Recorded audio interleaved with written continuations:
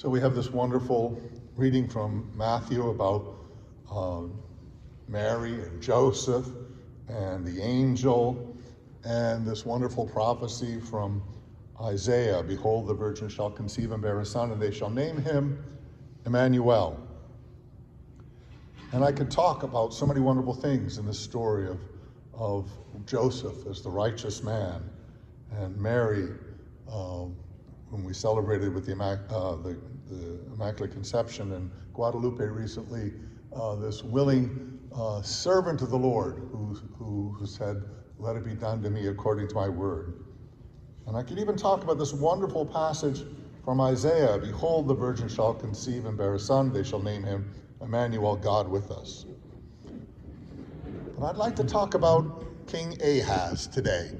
Don't often preach on Ahaz, but we have in this story from Isaiah, and this is where the prophecy comes from in the first reading, we have the story of Ahaz. And Ahaz is up against his enemy, the invading Syrian army, and he's a bit nervous. He's got to fight this giant enemy. And Isaiah the prophet comes to him and says, "Ask for a sign from the Lord." And Ahaz is probably a bit dismissive. Like, I got things to worry about here. I'm trying to lead a battle. I've got to fight against this invading enemy. And he said, "I will not ask. I will not tempt the Lord." And he probably makes it sound like, "Oh, I don't want to bother God. God's got better things to do. I've got to focus here on the war I'm fighting." And Isaiah gets upset and says, "Well, God will give you a sign.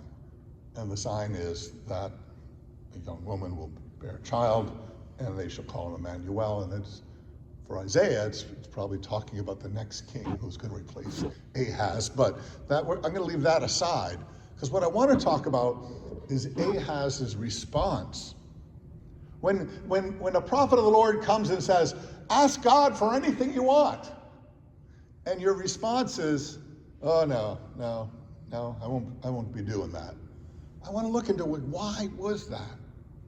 And it's a bit of fear, because he's got a lot going on, and he's very busy, and he's trying to fight this battle. But he was given this opportunity to trust in God, and he declined it.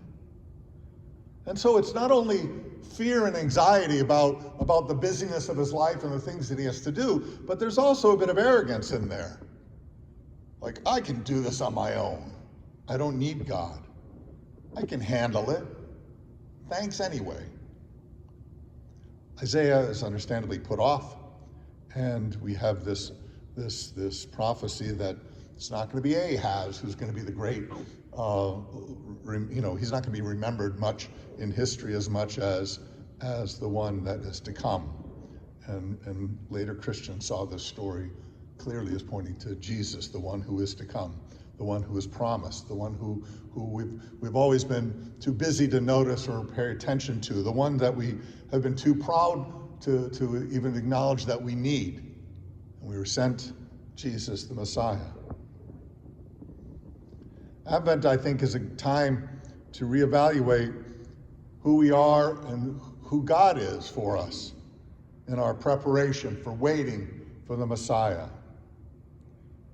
Because God sometimes asks us to trust him, to give ourselves over to the promise that God is with us, Emmanuel.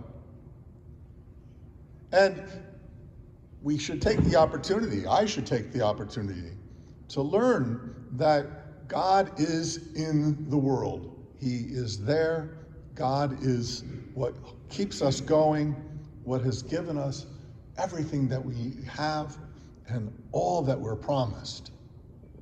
And that if we learn to rely on God, even through the busyness of everything we have to do, that we can be supported by God's grace. And yet sometimes in our busyness, in our worry, in our anxiety about everything that's going on in our lives, whether it's politics or our jobs or our family or our friendships or just things that we want to do, instead of hearing, trust in God, my response is often, listen, I got things to do. I don't have time for that right now. I've got to focus on what I'm doing and what I'm trying to accomplish. I can handle it, and I can talk to God later about it. Isaiah says, why are you wearying God? Why are you making him, wait for your petulance to end? Why don't you trust? Why don't you give yourself over to God? For us Christians, it's arrogance to depend on our own abilities to handle things, to think that we can do stuff by ourselves. I mean, that's the whole point of the story of Messiah. He came to save us because we can't do it by ourselves. We can't save ourselves. We can't, pull ourselves up by our bootstraps and walk into heaven. Instead, we depend on forgiveness and mercy and love, and we believe that our strength comes from God. It's not our own. That everything we have comes from God, even our ability to do the stuff that we feel like we have to do. That it's not really our strength, but God's. It's not even our work, it's God's. To give ourselves over, to allow God to strengthen us in our weakness, to support us in our failures, to allow God to give us a sign. This is what we're called to do.